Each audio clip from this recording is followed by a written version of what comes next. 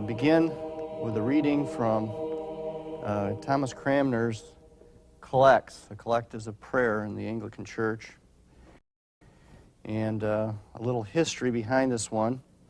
A new emphasis on Holy Scripture at the time of the English Reformation is seen in this collect, which is original composition of Archbishop Cranmer. His preface to the 1549 prayer book and retained in the current American prayer book under the historical documents is well worth reading. He describes the situation inherited by the Reformers. The venerable practice of reading the whole Bible through in a year of public worship had become altered, quote, altered, broken, and neglected, end quote. The form of the collect is unique. The address is made to the Father as Blessed Lord. The pleading clause is missing at the end. The present ending, Colossians 1:27, reflects the belief that every part of Scripture bears witness in some way to Jesus Christ. And so the collect reads, Blessed Lord, which hast caused all holy Scriptures to be written for our learning, grant us that we may in such wise hear them, read them, mark, learn, and inwardly digest them, that by patience and comfort of thy holy word we may embrace and ever hold fast the blessed hope of everlasting life, which thou hast given us in our Savior, Jesus Christ. It is our privilege to have Dr. Theodore P. Letis here from the Renaissance and Reformation Biblical Studies. I have known Ted for over 20 years. He's a rigorous scholar and a dedicated believer. Ted has been a steady champion of the faith in all the years that I have known him. We first met through Dr. David Otis Fuller when Ted was a budding master's student at Westminster Theological Seminary in Philadelphia. We became better acquainted through conferences and collaborating on published projects as he completed his master's work at Emory. Later, he was a personal tour guide when I visited him during his doctoral studies at Edinburgh. He is the past president of the University of Edinburgh Theological Society and is currently a member of the Society of Biblical Literature, where he served on the steering committee for the History of Interpretation section. He's a member of the American Academy of Religion, where he is currently part of the seminar Historical Consciousness and Its Impact on the Christian Churches, member of the American Society of Church History. He has a PhD from the University of Edinburgh in Ecclesiastical History and an honors MTS from Emory University in American Church History. He has completed graduate studies at Westminster Seminary, Philadelphia, St. Charles Borromeo Seminary, Philadelphia, and Concordia Theological Seminary, Fort Wayne, Indiana. He holds the BA degree in Biblical Studies and History from Evangel College, with additional undergraduate studies completed at Southwest Missouri State University. He has authored and edited several books, including The Majority Text, Essays and Reviews in the Continuing Debate, second edition, and The Ecclesiastical Text, Text Criticism, Biblical Authority, and The Popular Mind, second edition. Ted has also had an extremely active lecturing schedule in his career. A synopsis of those includes he has lectured before the Evangelical Theological Society, presenting his paper, B.B. Warfield's Common Sense Philosophy and New Testament Criticism. Also lecturing before the Scottish University's Ecclesiastical History Conference, as well as the Theological University in Campen, to the English Department and Medieval Studies Department at Trinity College, Dublin, and finally to the annual international meeting of the Society of Biblical Literature in Berlin, Germany last year. And we're pleased to continue with Dr. Letis. Thank you. Okay, here we see on the screen Volume 1 of Burgon's 16 volumes, Index of Patristic Citations, found in the British Museum. And here he compiled, in a near exhaustive way, all the quotations of the Orthodox early fathers from the text of Scripture that they were using in order to show that the text that acted as their Bible was the same text that has come down in the transmission of the Byzantine text type. And that's the kind of labor. It was never published and went straight into the archives of the British Museum, but the findings that are found there were published posthumously in 2 volumes that Edward Miller compiled after Burgon had died. So that gives you an idea of the kind of labor that Burgon used in bringing the evidence to bear on this controversy. But now we're going to talk about Edward F. Hills. I first read Dr. Hill's book in 1974, I believe, and I decided at the time I was reading it that I was going to read Hills and Metzger side by side and see if they diverged in their understanding and the interpretation of the evidence, and if they brought the same kinds of evidence to bear in their arguments. And I found out immediately that Hills was shoulder to shoulder with Metzger every time he tackled a textual variation, and that they cited the same evidence, but they would interpret the evidence differently. And it was years later I discovered that Hills actually knew Metzger, that they had been together at the University of Chicago during one summer taking textual criticism. And Metzger will come into the story again in just a few minutes, but in this exercise I did find only one divergency. I found that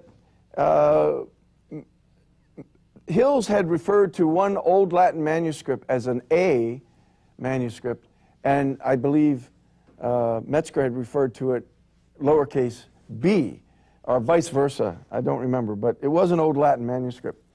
And so I wrote my first letter ever to Dr. Hills to ask him if he would be able to clarify this discrepancy between the two authors. And he wrote back effusively thanking me for pointing out a typographical error that I had discovered in his work. He said that hadn't been there in his first edition, but somehow had gotten in there in a later edition. And that was my introduction to Dr. Hills. And when I finally went off to college as a late undergraduate, something like Burgon was, I was 25, he was 28, he invited me up to spend the weekend with him and get to know him and to talk about textual criticism. And so I took him up on his invitation and caught the Greyhound bus from Springfield, Missouri, up to Des Moines, Iowa. And he and his lovely wife, Marjorie Hills, who's seated over there, picked me up at the Greyhound bus station and ferried me to their home, and he gave me a little tour of his office, and we immediately sat down in his front room, I on the couch and he in an overstuffed chair, and a conversation began that went on unremittingly throughout the rest of the day. And it's still such a vivid memory in my mind how that as lunch time would roll around, Mrs. Hills would set an entire table. We would get up from our living room seats, go into the dining room, sit down. Dr. Hills would pull his big King James out of the sideboard, sit down and read from the scriptures. Then we would pray, have a wonderful meal. And then he and I would wash the dishes. We did. on this occasion, anyway. And then we would resume our seats in the living room. And it would go on into the evening, and then the same thing would happen with the evening meal, and then finally on into the late hours of the evening, and we would retire and reassume our position the next day. And then I would go home. And this happened on several occasions. And it was on one of those tutorial sessions that Dr. Hills brought me around from my synergistic ways, my Arminian ways, to accepting the idea of the absolute and complete sovereignty of God. And I became a monergist. That is to say that I came to understand my salvation was not a result of some decision that I made, but rather I had been given through prevenient grace the ability to accept the gift of Christ's atonement and embrace salvation. In fact, I can tell you that the first time I ever read the debate between Luther and Erasmus on the bondage of the will and the freedom of the will, I never got around to reading Luther because I only read Erasmus because he was telling me what I already believed.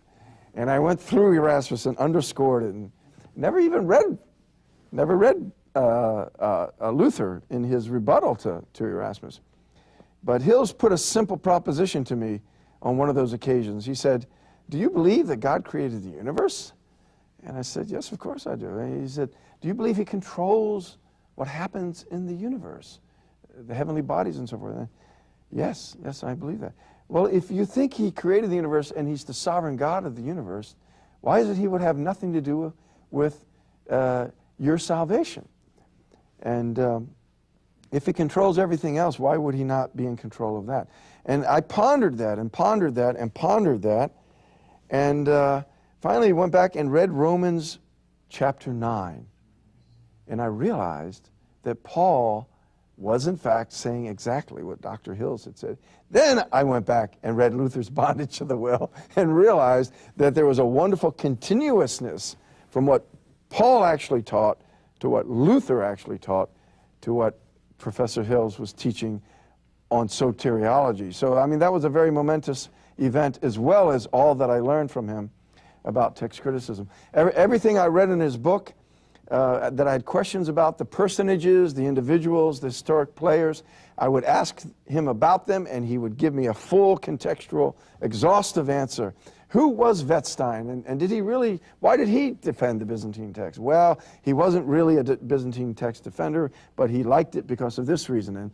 And he was a master of the history of text criticism. And if you'll read his 3 essays that appear in the Journal of Biblical Criticism, Journal of Biblical Literature, they were 3 chapters from his dissertation that he wrote at Harvard.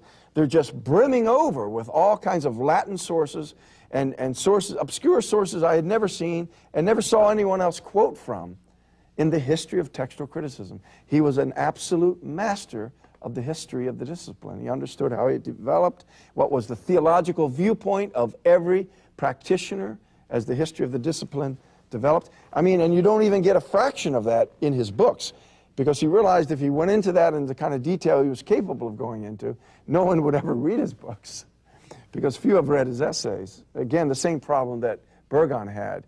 He had mastered a discipline that very few people could appreciate when he presented the evidence that he had discovered. So when I went off to seminary, I was thinking about going to Westminster because that's where Hills had gone. That's where Machen had been. He talked me into thinking about applying to Harvard. And of course I did that. I applied to Harvard Divinity School, and he wrote a wonderful letter of recommendation. Unfortunately, they didn't think that I was Harvard material, and so they didn't accept me. And he took it rather personally. He said, I hope that my letter was not the kiss of death to you. And I said, no, I don't think it is. It might have something to do with my GPA. Which wasn't bad, but it wasn't sterling, if you will. So I ended up going to Westminster, and while there, I made a very deliberate decision to write an essay about Dr. Hills's life for one of my classes, because nobody at Westminster knew Hills, who had been there with Machen in the early days. And before I could get, and I wrote him and I said, would you mind summarizing in a memoir how you came to your position while you were at Westminster? And he very kindly did that. And before I could get around to writing the essay, the Lord took him away from us all. And it was then that I made a very deliberate decision that I would write my master's thesis on his life.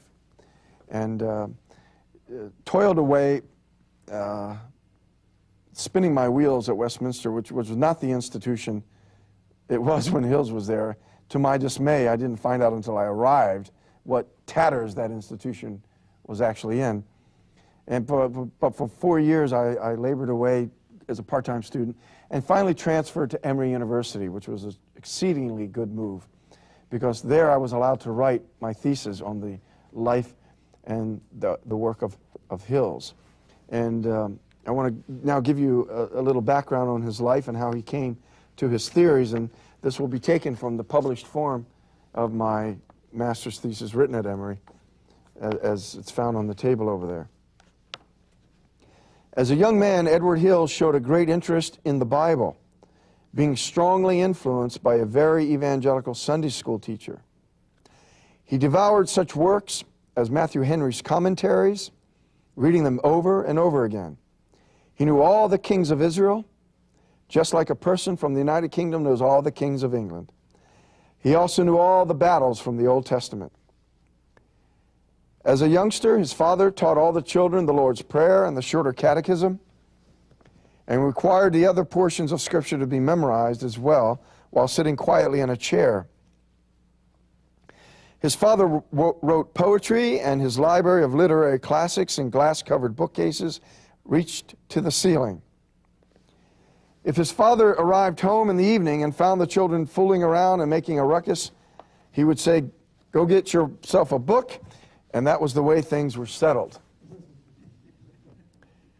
Hill's brother recalls that Edward, quote, "didn't take part in too many social activities," unquote, though he was quite athletic, lifting weights, playing high school football, jogging at night or early morning, even after going off to seminary. And he was on the crew team at Yale. He graduated with distinction from Oak Park High School. By the way, he was reared in a Frank Lloyd Wright home that had been built, especially for Hill's family, which was quite a mark of distinction. Oak Park being a very exclusive area in Chicago, as you probably know. He graduated from Oak Park High School. He entered Yale as a classics major in 1930, and his philosophy professor at Yale assessed him in the following terms as, quote, "an outstanding student in philosophy, very serious-minded, and an excellent person. He was very well balanced, thoroughly adjusted socially, and cultivated with respect to his sentiments and tastes," unquote.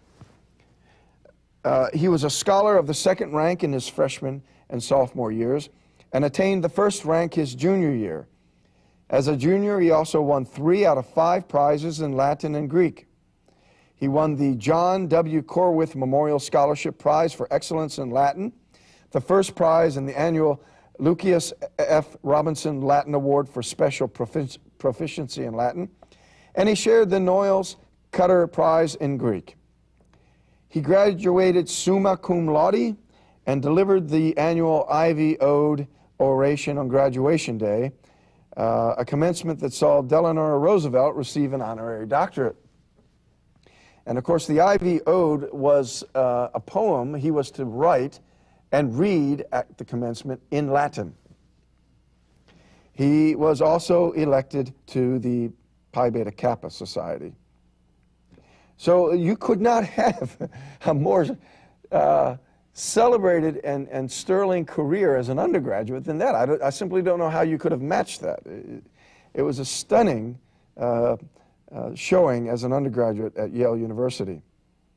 He then decided to go off to seminary, and this is a very interesting chapter in his life, and I'm going to read again from the narrative.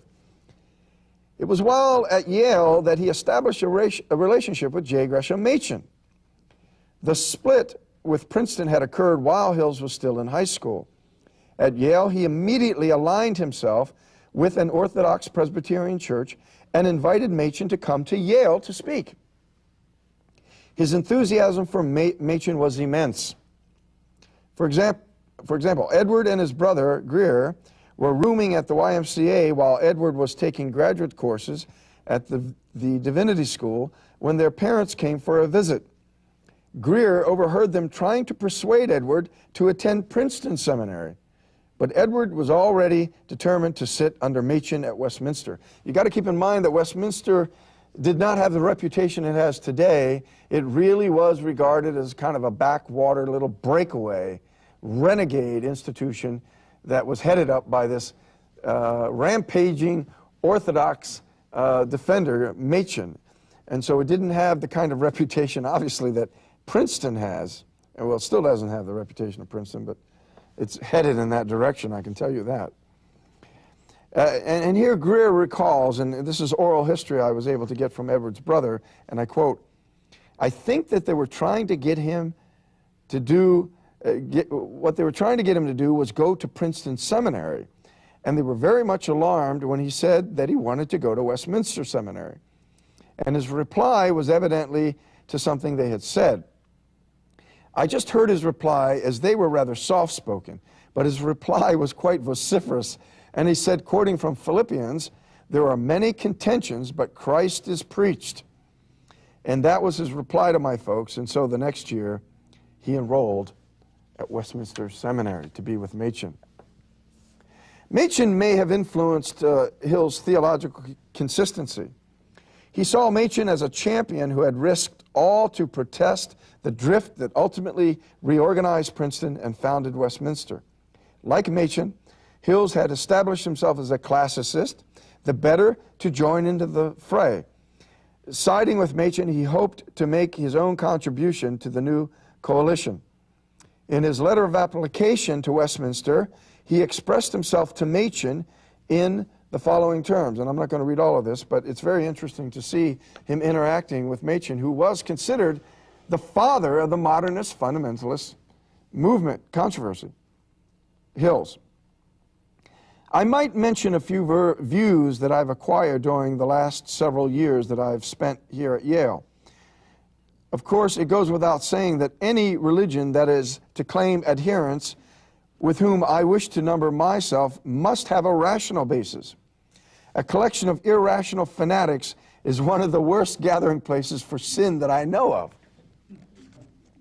Well, to go on, Christianity for me must be rational, and after some struggle, I have come to the view that it is. I would like to win people on the same basis. To me, at the present time, there seems to be two provinces which the devil has made into the intellectual fortresses of unbelief into which the average infidel runs for shelter. If these can be demolished, of course, it is too much to expect him to believe, but at least he is driven to stick his head into the sand like the ostrich, which is the more absurd posture, and surely must afford less comfort by far than his former complacent ensconcement in what he fondly imagined to have been a fortress. The first of these fields is one in which the main battle will always continue. But in recent years, however, an ambush planted in our rear threatens to annihilate us. It is hard to tell. I would like to fight. I would like to fight on both sides, that is, run from the front to the rear and to the front again. Your seminary is one of the few that is doing any fighting. That is why I am applying for admission. In most seminaries, the champions are so benumbed by the hostile blows as almost to go comatose completely. The greater part have cracked under the strain and run daft around the field of battle. Uncle Sam ought to padlock these. The rest ought never to have left the house incapable, unable to live anywhere without a respirator, to say nothing of battle. Well, I have been rattling on in a fastidious vein. It is only because I know you already look upon this as a personal letter.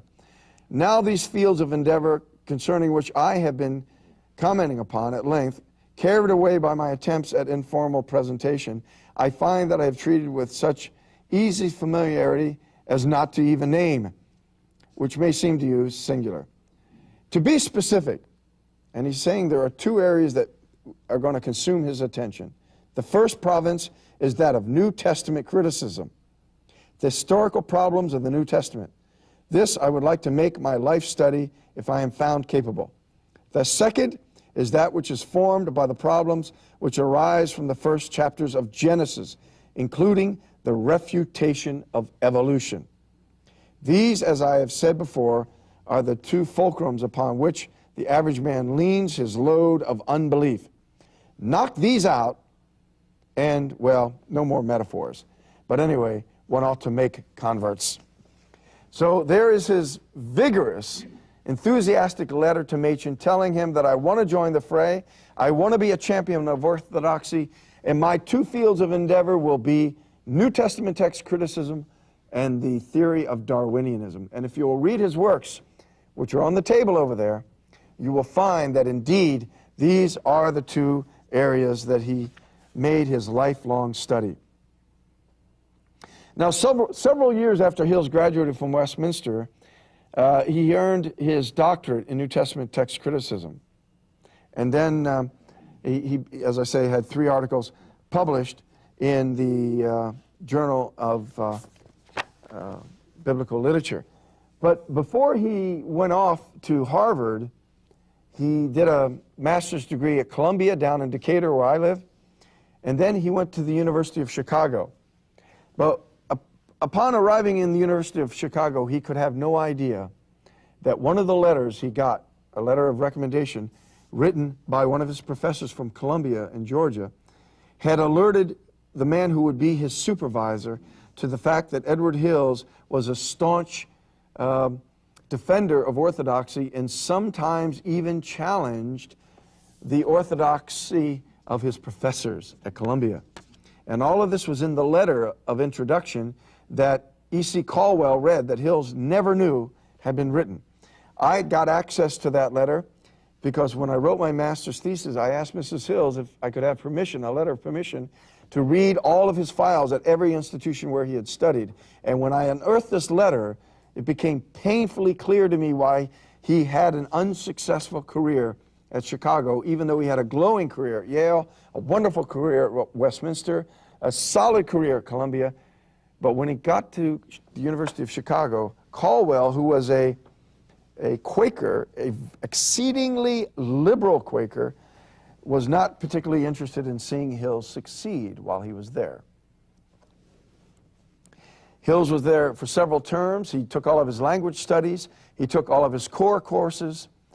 And when it came time to provide a proposal for his PhD dissertation, he was going to do a study on von Soden's K-text, which was another term for the Byzantine text, and show how the recently discovered papyri from the 3rd century overturned the Westcott and Hort theory, because the 3rd century papyri that had been discovered in Hills's lifetime had many readings in it that justified the Byzantine text. And this is what he was going to show in his dissertation.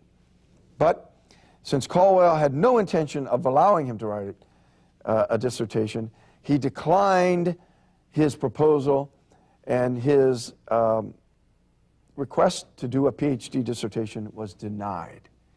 And for a man who had graduated with the kind of glowing celebration that Hills had received at Yale, to be humiliated this way by Caldwell was so devastating you cannot imagine. There's no way you can measure the psychological and emotional effect this must have had on Hills. It would have broken a lesser man. I can absolutely assure you of that. But because he was so tenacious, and anyone I interviewed and who said anything about him, you know, sometimes they would describe that tenaciousness in a less than flattering way, but that's all right, because temperamentally, if he didn't have that tenaciousness, he would not have had the courage to not only not give up, but simply turn around and make application to Harvard University to start all over again, which is exactly what he did.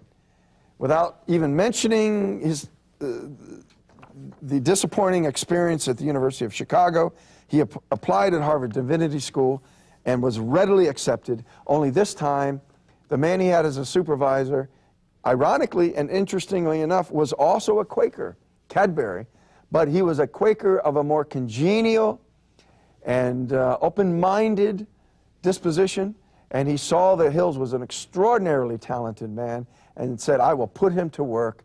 And they gave him a different dissertation topic. He wrote a first-class dissertation on the Caesarean text type. The research was so solid that it continues to be referred to by text critics today. Even though they don't accept his views in his published books, they know that the groundwork to these books, the work he did at Harvard, is absolutely first class. That he did groundbreaking work. He showed that the harmonizations in the Caesarean text type in the book of Mark. Others went on to show that there were harmonizations in the so-called Caesarean text in other books as well. So he graduated a full-fledged text critic and had 3 essays published in the Journal of Biblical Literature. He then realized that he had to fulfill an obligation that while he was at Westminster, he had made to Stonehouse. Stonehouse, of course, was second in line from Machen in the New Testament department. Stonehouse, when he discovered Hill's talent after he got his doctorate from Harvard, Hill sent him off prints from his journals and asked Stonehouse if he wouldn't please read them and give him some feedback. Stonehouse's reply was that, unfortunately, Hills was writing beyond the purview of his knowledge and couldn't give him any feedback. The student had surpassed the teacher at this point, but said, you should write a book on this subject, because there's nobody who has brought a distinctively Calvinistic approach to textual criticism. And you're the man to do this. You ought to write a book about this, which Hills did. The title of the book was Text and Time, a Reformed Approach to New Testament Text Criticism. A very gripping, engaging title. He sent the manuscript to Baker Bookhouse, right here in Grand Rapids, Michigan, where it was looked at and farmed out for peer review. And interestingly enough, the man who actually encouraged him to write the book, Stonehouse, was one of the men asked to read the manuscript. And he had already admitted, and I documented in here in a letter to Hills, that he didn't understand text criticism very well, and therefore couldn't give him any feedback on his essay. But here he was asked to judge whether Hills had made his case in defending the authorized version in this book.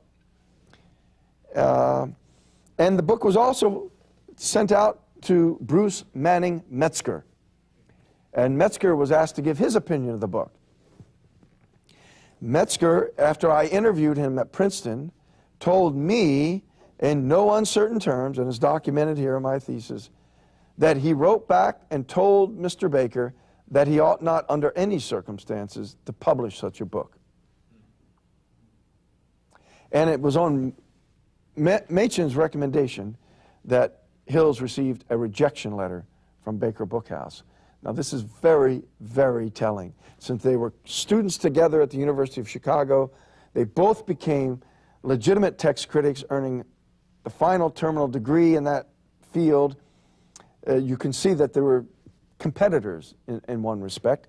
Metzger had gone down the Hortian road, Hills had gone down the Burgon road, and never the two were to meet.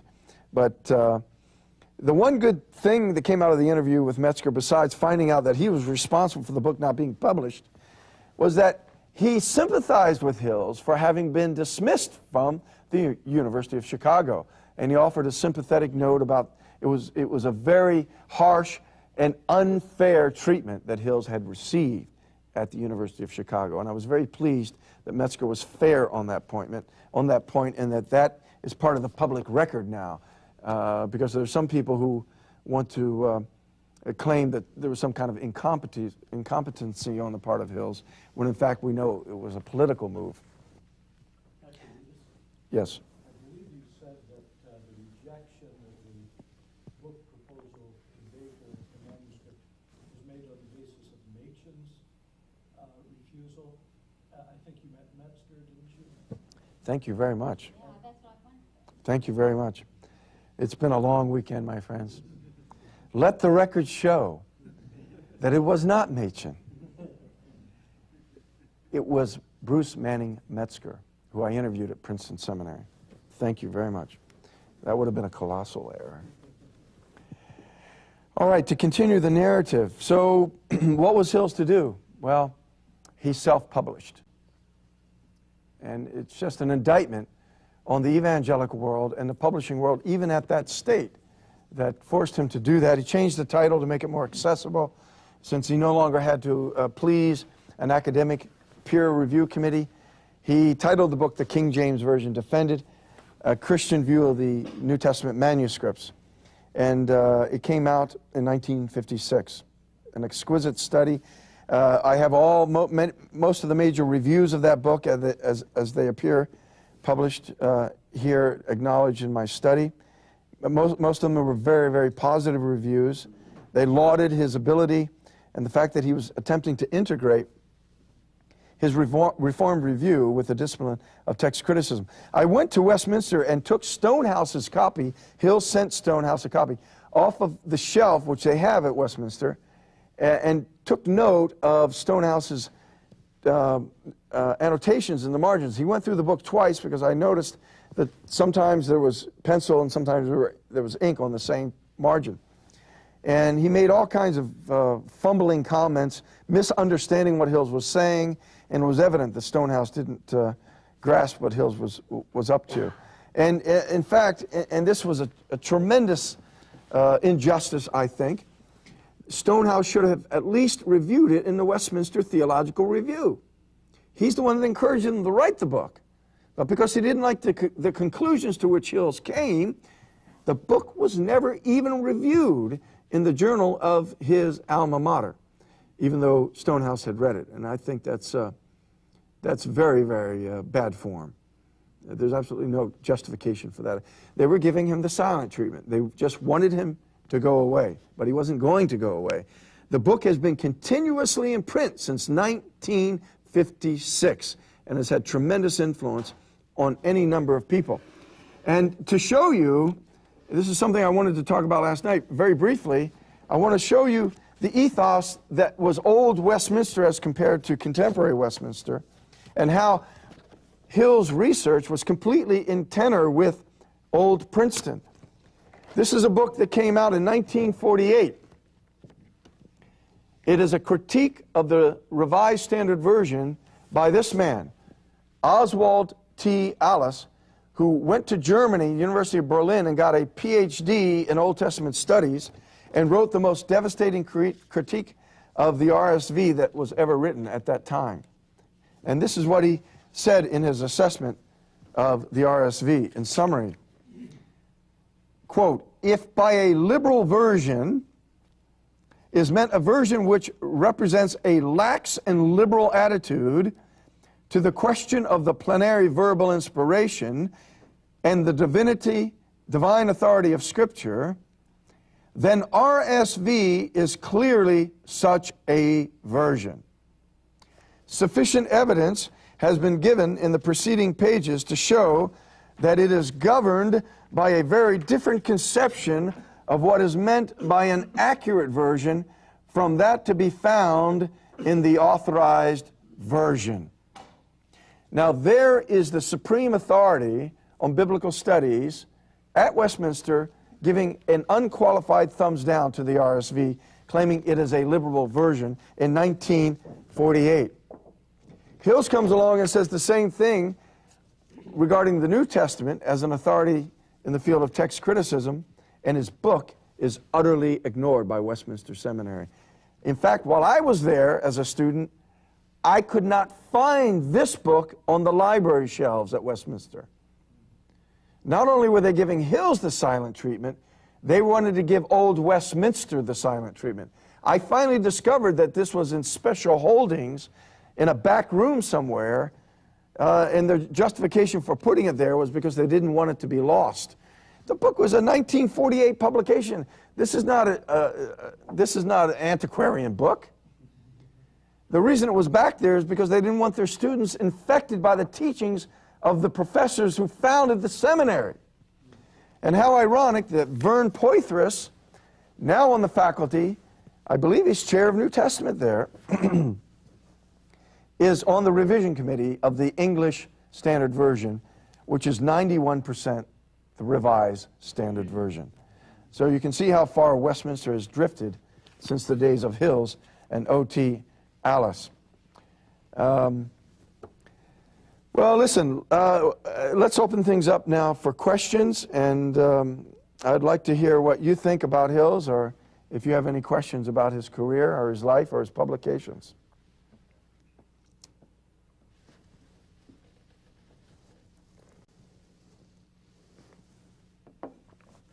Everyone's read this already, haven't you? You already know about him. Mr. Spees.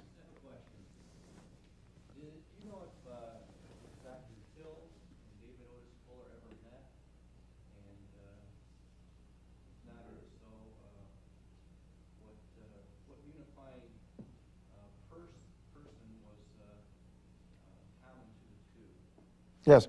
The question is, did David Otis Fuller and Edward Hills ever meet? You know, the person to ask would be Mrs. Hills. We might actually put her on the spot here. They obviously did correspond because Dr. Fuller published one of Hills's essays in his first book on this subject called Which Bible? And it may have been the first time I'd actually heard Edward Hills's name is when I read that book. So they obviously did correspond, but did they ever meet, Mrs. Hills? They did meet. And what were the circumstances of their meeting?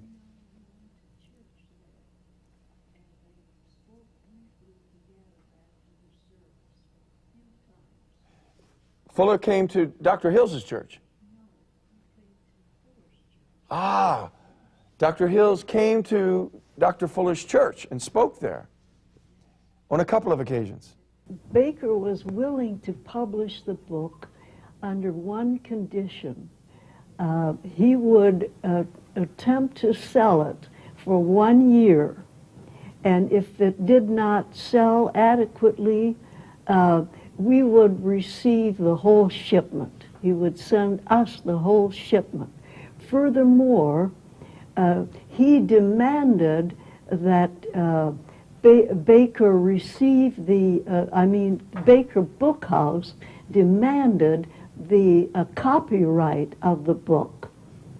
And that we would not accept, because had he consented to give up the copyright, he would never have been able to publish his own book. So we said no. And Zondervan would not publish it. Neither would, who's the other major publisher? Erdmans, yes. They would not publish it. So we were left with the only alternative to publish it ourselves. And we have done it, and we have kept it in print for all these years. And when I am no longer able to print it, my daughter here, she will keep it. This book will stay on the market as long as time lasts. We have, even my granddaughter has said, we will keep that book in print, Grandma. We will. We will do it. So it will endure. Thank you so much. God bless you. Thank you for that. Let me add one other little note to this story. Dr. Letis has told you about my husband's experience at the University of Chicago, and how Colwell would not, frankly told him, Hills, with your views, you will not receive a PhD. We will not give it to you. Interestingly enough, when we were down south ministering in a Presbyterian church there, my husband received a letter from Colwell asking him to do some collating for him. And he told me, he said, oh, I've gotten this letter from Colwell and asked me to do this collating. And I said to him, well, why don't you do it?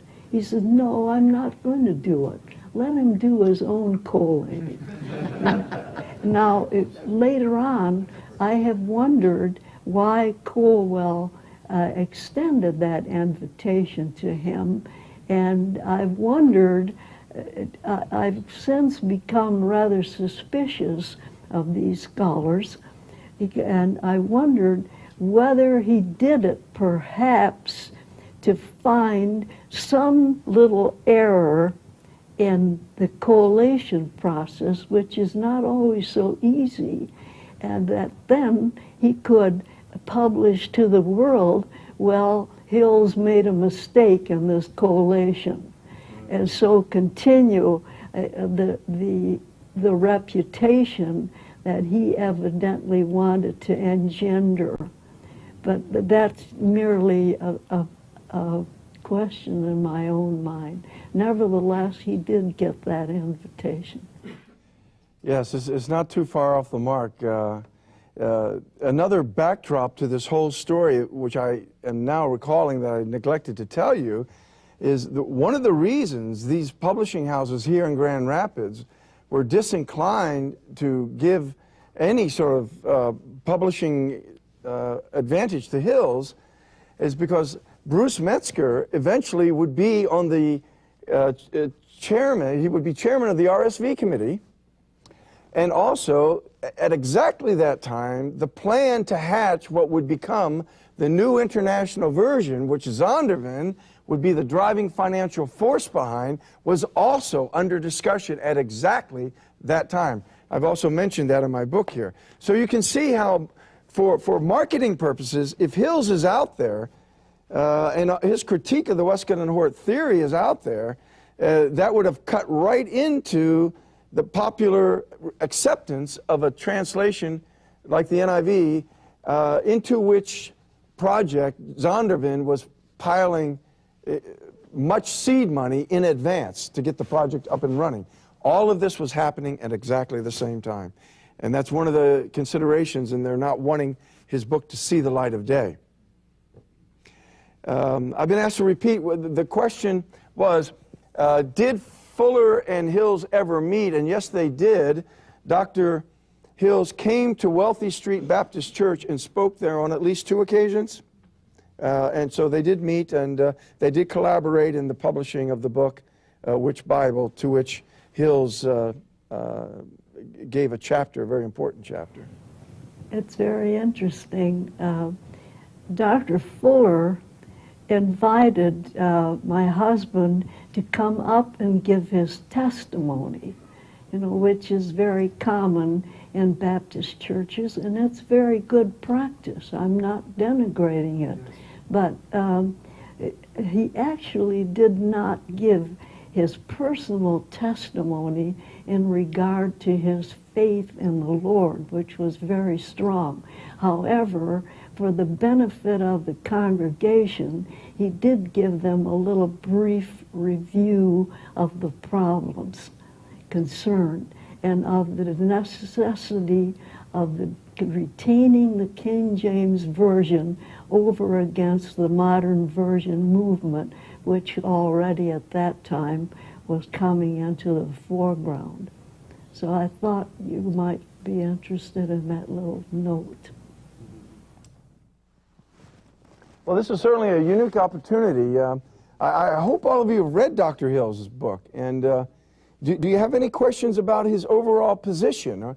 Because he's been very much misrepresented both by those who would be his advocates on the far right and those who choose not to accept what he actually taught on the left. For example, Bruce Metzger, in a footnote in his handbook on New Testament text criticism, has to acknowledge Hills, but is so dismissive of him that all he comments on is that Hills even goes so far as to defend the 3 heavenly witnesses in 1 John. And that's as far as Metzger goes. And he doesn't qualify his assessment of that by pointing out to the reader that Hills argued for it as best as he could as a probability and never gave absolute certainty, because there wasn't the kind of evidence that there is for other passages in the Byzantine text. And so he did carefully couch his argument and qualify it as a high probability, but never absolutely affirmed it. But Metzger leaves the impression in his footnote that Hills unqualifiedly endorsed that as authentic and Johannine. And it shows poor scholarship on the part of Bruce Metzger at that point. Edward Hills has been accused of being something called KJV only, which is an extreme group in the far right of Baptists, almost exclusively Baptist separatist communities, who exalt the English of the Authorized Version above the Hebrew and the Greek, and argue in very severe rhetorical language, but aren't terribly grounded in the actual details of the evidence. And here's the absurdity of this proposition. When Hills published his book in 1956, There was no trained text critic advocating Burgon's views at that point in history that I know of. He was a sole, solitary figure. And on the basis of his understanding of text criticism, he therefore also defended the Authorized Version as being the best translation from the best text. There was no one else, no other community advocating over against the modern translations, the KJV, in a systematic way that I know of.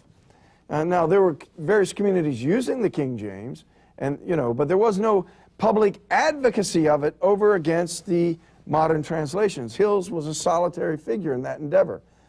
Now, to take a movement that emerged 25 or 30 or 40 years later and to project it back on Edward Hills and say Edward Hills is KJV only, it is just a maligning tactic of irresponsible defamation, as far as I'm concerned.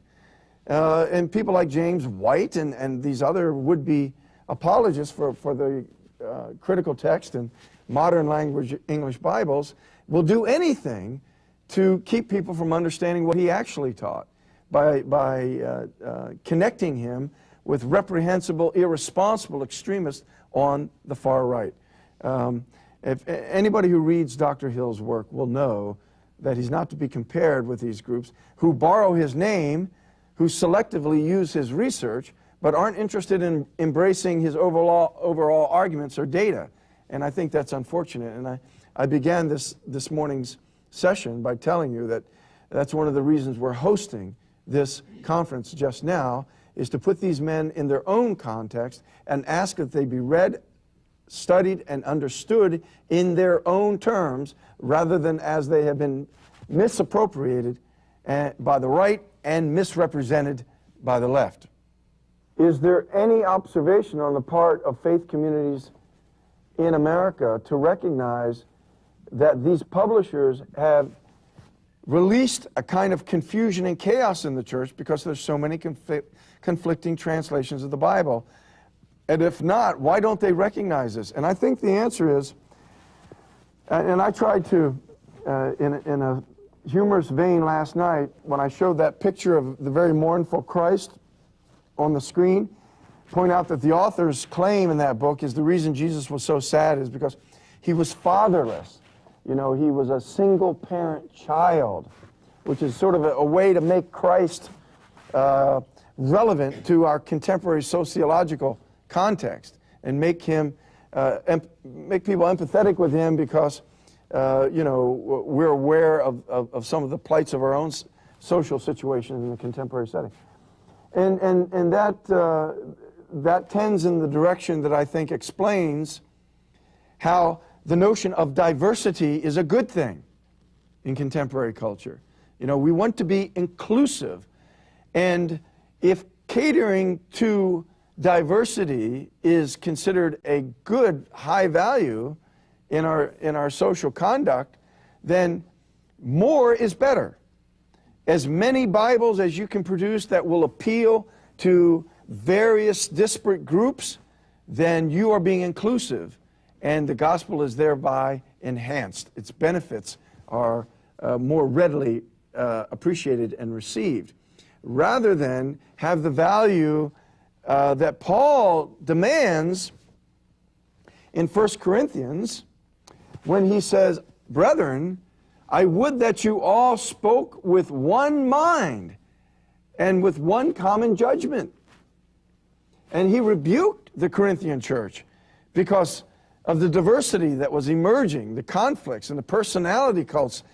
And he said, he explicitly said, I want you to all be of one mind and have one common judgment on things. And how could they possibly have one mind and have one common judgment on values and morals and so forth if they weren't reading from a common source of authority? And so this modern notion that diversity is good and inclusiveness is good, and we need a Bible for every niche of social order in the United States, even though it causes a kind of conflict and chaos, this is good chaos. That value flies right into the face of the Bible's own values and teachings which requires of us to be of one mind. We cannot be of one mind reading from diverse and divergent accounts of Scripture. Yeah, the question is, since we know that Hills is not part of the extremist right of the separatist community, in principle, he probably would not be opposed to producing a modern English edition of the TR. Well, his own words are the best source to go to, and of course, if you'll get his book, you'll see what he said on that score. He said, yeah, there are some archaisms, that is, words that have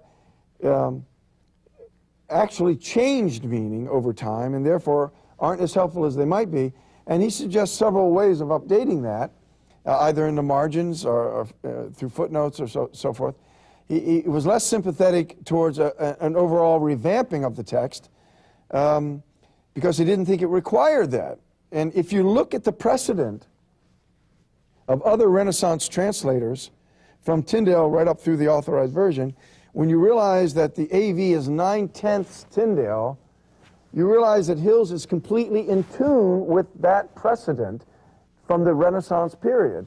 And that is, if Tyndale captured accurately what is in the Greek or the Hebrew, we needn't fiddle with it to make it contemporary speech. And I would also recommend to you a book by George Steiner, a marvelous intellect, master of English literature, who teaches at the University of Geneva and at Oxford, and has been a visiting professor at Harvard, in his book After Babylon, where he discusses the archaisms of the Authorized Version, how it was archaic when it came off the press, while the ink was still wet. And obviously, if 9/10 of it is Tyndale, obviously it was archaic. In other words, a lot of the vocabulary was no longer part of conversational English, and Steiner lists in an entire page all kinds of archaic aspects of the King James Version, and lauds this as a positive development, that because they preserved the quaintness of this language, they retained the delightfulness of the literary perfection that had been attained there. And so most people don't realize that the AV was purposefully archaic when it came from the press. They were not driven by this notion that it must mirror contemporary conversational colloquial English. Their values were different. Their values were preservative. And if the language evolves to the extent where there's massive discontinuity between conversational English, or even literary English, and the Authorized Version, Hill says then we must take in hand to update it. But until that day comes, we can make the necessary adjustments with the archaisms that exist in more modest ways and less intrusive ways. And his was the most conservative of all options. Now, others have produced updated editions of the AV where there's been a systematic updating of all the archaisms in the text itself. There's a Bible called the King James 21 with various typefaces that I'm not happy with, but they've done that. They've systematically updated the entire Bible, ridding it of archaisms without changing the text, without doing away with these and thous, as the New King James Bible did. And I also mentioned last night that Cambridge University is right now in the process of updating the Authorized Version to rid it of a number of archaisms. And whether that will be a sufficiently conservative work or whether it will represent a radical departure from the earlier revisions of the AV that have taken place since 1611, at least 3 previous revisions, it remains to be seen.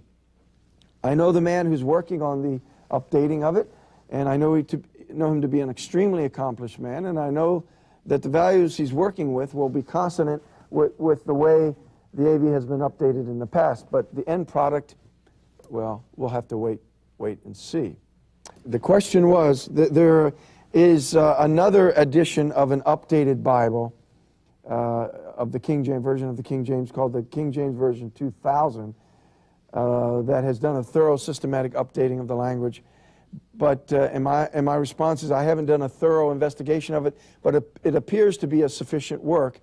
And I probably would prefer their double columns, traditional double columns, and uniform typeface as opposed to the KJ 21, which attempts to look very modern and uses at least 4 different typefaces that I'm not happy with, and most people aren't either. But in principle, what they did in terms of updating was a good job, and for people who psychologically are in bondage to some notion that they can't read thee and thou, one of these updated versions would be a sufficient alternative, I would think, until Cambridge gives us what they're doing.